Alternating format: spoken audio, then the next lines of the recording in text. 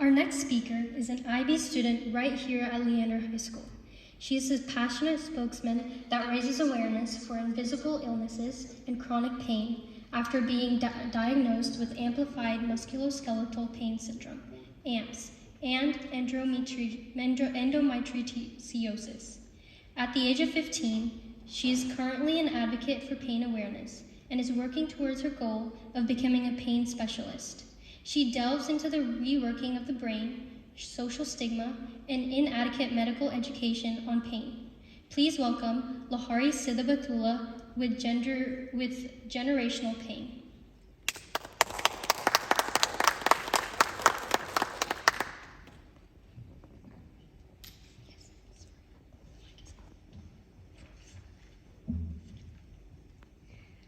I got my period right before my 14th birthday. The night before, I remember feeling so desperate to get it, to be just like the other girls. I felt like having my period was a rite of passage, that pain was womanhood. Months later, I remember sitting at my desk, listening to my geometry teacher explain SOHCAHTOA over Zoom. As I was diligently taking notes, I felt this pressure build in my stomach. It got worse and worse and worse. I stared at the time, willing it to turn 12 o'clock so that my class could be over. Once it was, I crawled downstairs and did what any of us do when we're in pain. I told my mommy. She's had a period for longer than I've been alive, so she must be an expert, I thought. It felt like someone was ripping apart my insides, sewing them back together, only to slash them again. In short, it felt terrible. Mom told me that this pain would pass, to use more heat and to take an Advil. I saw her go through painful episodes like this before, where she would limp and take small, slow steps around the house. She didn't say it, but she did. This is what we women deal with. A couple of months before my 16th birthday, I went through a period of heavy stress. When the event was over and I woke up the next day, my stomach started burning. I took some ibuprofen and laid down on my trusty heating pad like I usually do. Weirdly enough, I wasn't on my period, and it was getting worse and worse with every passing minute.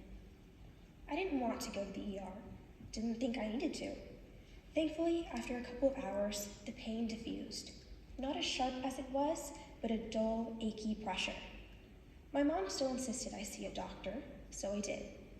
I got used to being in pain, so when I did go to the ER, the triage nurse asked me the typical question of, on a scale of 1 to 10, how bad is your pain?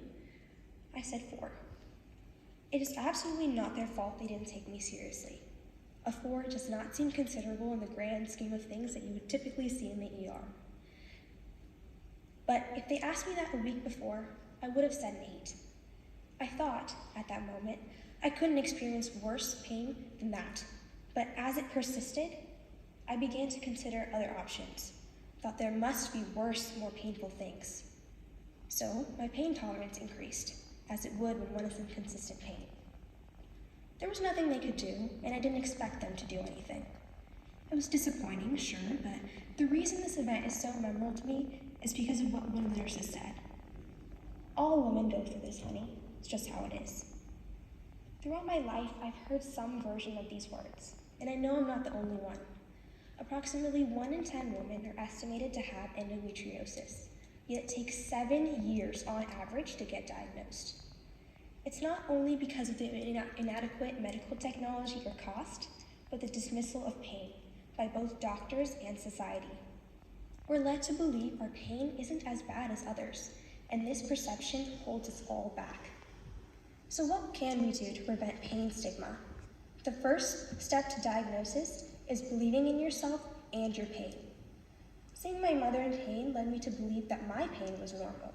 And while it may be typical of the average woman, it is absolutely not normal. It is not normal to need to miss school or work because of pain. It is not normal to need painkillers to function. Pain is not normal. The second step is recognizing it, acknowledging it in our day-to-day lives. While the usual, I have a headache, from a classmate or coworker is common, it's important to be cognizant of how these small comments can contribute to normalization and social tolerance of pain. The third step is to ask questions. whether it be among friends, teachers, healthcare professionals, or even public forums. Period stigma is a significant contributor to why many women stay silent, but what many of us forget is that we're not the only one. It's not a bad thing to want to know more about your body, and it's not a bad thing to want to know how it works. Education is empowerment. The fourth, and perhaps most forgotten, is to remember that it is not anyone or anything's fault. I don't blame my mom, because I'm sure she was led to believe the same thing by her mother and the one after that. It isn't any doctor's fault. Education on pain is minimal. Any good neurologist will tell you that they know absolutely nothing about the brain, but there are treatments available. There's always hope. And science is constantly evolving. And we must remember that it is not your fault.